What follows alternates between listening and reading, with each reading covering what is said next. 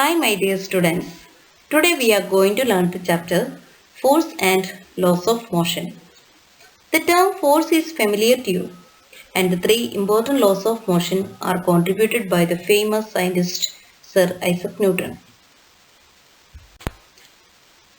Let's revise together what you have learned about force in your previous classes. I think you may remember the definition of force. Force is a push or pull acting on an object. That is, we can categorize all the situations we apply force either as a push or a pull. For example, if you open a door, it will be either by pulling the door or pushing it. If you lift a book, it can be considered as a pulling. That's why we define force as a push or pull. Let's see the effects of force. A force can change the state of rest, the state of motion, or the shape of an object. A change in the state of rest means if an object is at rest, we can move that object by exerting a force. See the first picture given here. You can see a car in breakdown condition. A man is exerting a force on it and trying to move it. So he is changing the state of rest to motion by exerting a force. The second and third figures show that we can change the state of motion by exerting a force. In the second picture, a batman is batting a ball which is coming towards him. That is, he is exerting a force through his bat and changing the speed and direction of that ball. If this ball is catched by a player, its motion will be stopped by the force exerted by him. In the third figure, the boy is increasing the speed of the tire by hitting with a stick. That is, he is changing the speed by exerting a force. Thus, a change in the state of motion means a change in the speed or direction or a change from motion to rest. From the last figure, you can easily understand that we can change the shape of an inflated balloon by exerting a force. The SI unit of force is Newton or kilogram meter per second square.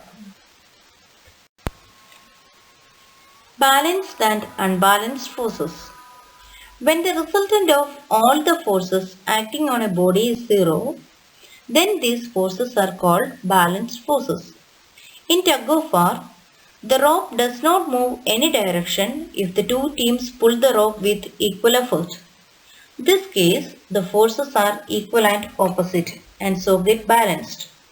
A balanced force do not bring about any change in an object which is at rest or in uniform motion along a straight line. Balanced forces can change the shape of an object. For example, if we apply equal forces on both sides of a balloon, the shape of the balloon gets changed as it is elastic in nature. When the resultant of all the forces acting on a body is not equal to zero, then the forces are unbalanced forces.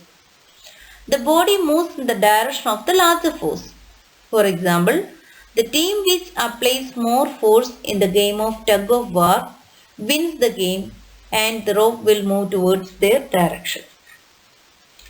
An object moves with a uniform velocity when the forces, that is, the pushing force and the frictional force acting on the object are balanced and there is no net external force acting on it. If an unbalanced force is applied on the object, there will be a change either in its speed or the direction of motion. Thus, to accelerate the motion of an object, an unbalanced force is required.